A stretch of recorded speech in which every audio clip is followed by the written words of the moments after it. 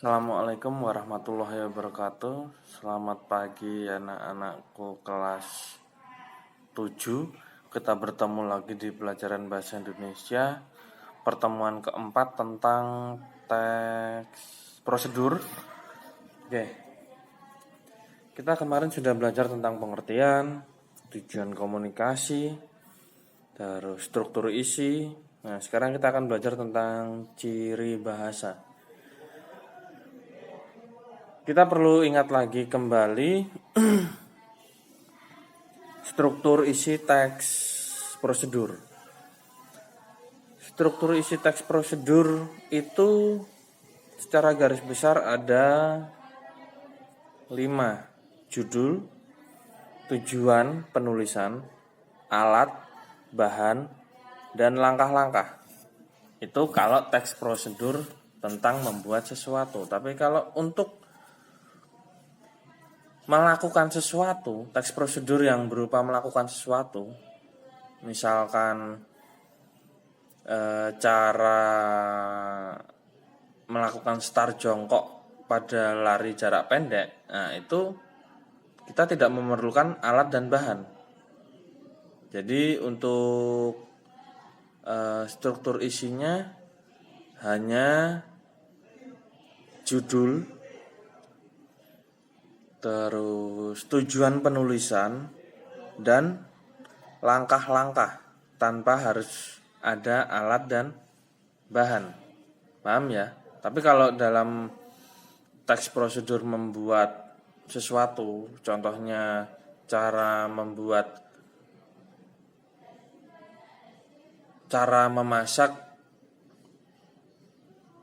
telur mata sapi, nah itu ada alat dan bahannya. Jadi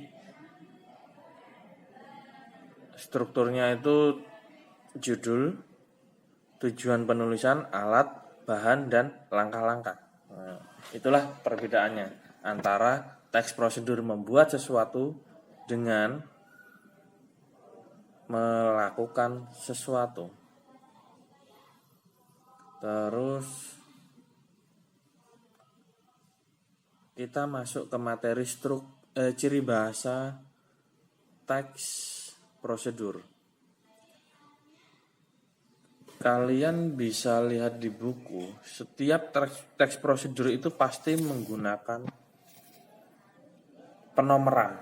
Nah, jadi yang pertama itu ciri bahasa teks prosedur itu menggunakan penomeran, baik itu angka ataupun huruf. Contoh 1. Siapkan wajan dan kompor. Itu penomorannya 1. Boleh diganti A.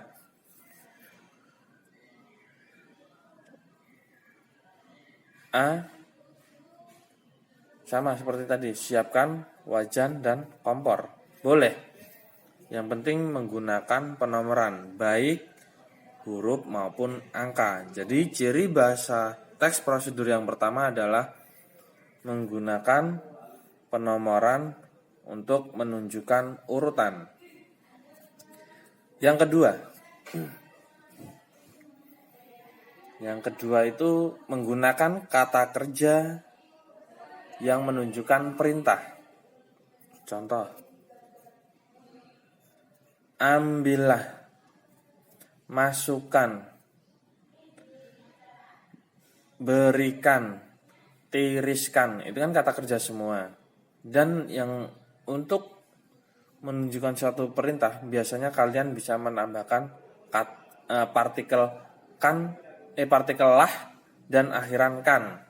Beda ya, partikel itu akhiran tapi dia nggak memiliki arti. Lah, kah, pun, per. Nah itu nggak ada. Kalau nggak ditempelkan ke kata dasar dia nggak memiliki arti. Tapi kalau sama dengan akhiran ya, kalau akhiran itu kan ada kan. Nah, kalau di sini kan itu tidak termasuk dalam partikel, tapi maksudnya di akhiran. Ambilkan, terus tiriskan, masukkan, ambillah, tulislah,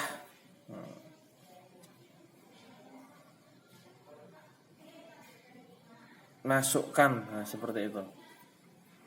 Terus yang ketiga, jadi yang kedua adalah menggunakan kata kerja yang menunjukkan perintah.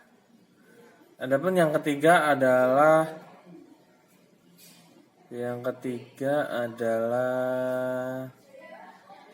menggunakan kata yang menunjukkan kondisi tertentu.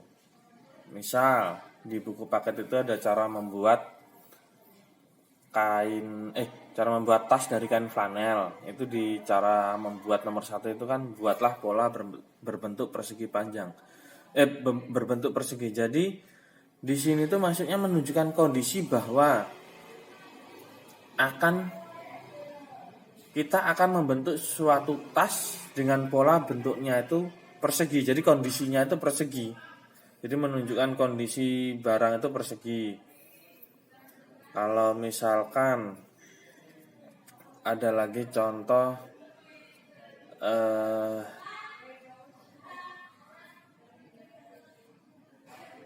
siapkan bahan yang dapat digunakan secara fleksibel. Nah, di sini maksudnya kondisinya bahan itu bisa fleksibel, entah itu bisa untuk menggoreng, bisa untuk menanak, atau bisa untuk merebus, kan gitu. Jadi di sini intinya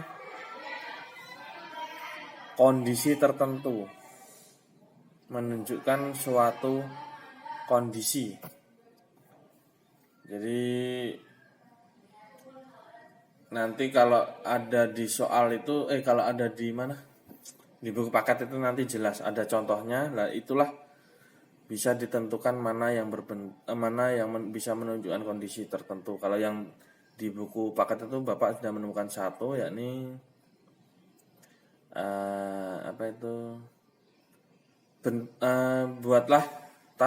buatlah pola tas berbentuk persegi. Itu ada di buku paket bagian membuat tas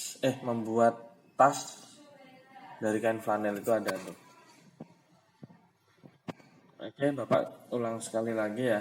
Jadi kesimpulan pelajaran kali ini yaitu ciri bahasa teks prosedur itu ada 3. Yang satu, menggunakan penomoran untuk menunjukkan urutan, baik itu dengan angka ataupun huruf. Jadi menggunakan penomoran itu satu. Yang kedua, menggunakan kata kerja yang menunjukkan perintah. Yang ketiga, menggunakan kata yang menggambarkan kondisi tertentu. Atau misal, contohnya potong ayam atau daging berbentuk dadu. Jadi kondisinya itu daging ayamnya itu berbentuk dadu gitu loh. Jadi menunjukkan kondisi tertentu. Itu juga bisa. Atau iris tipis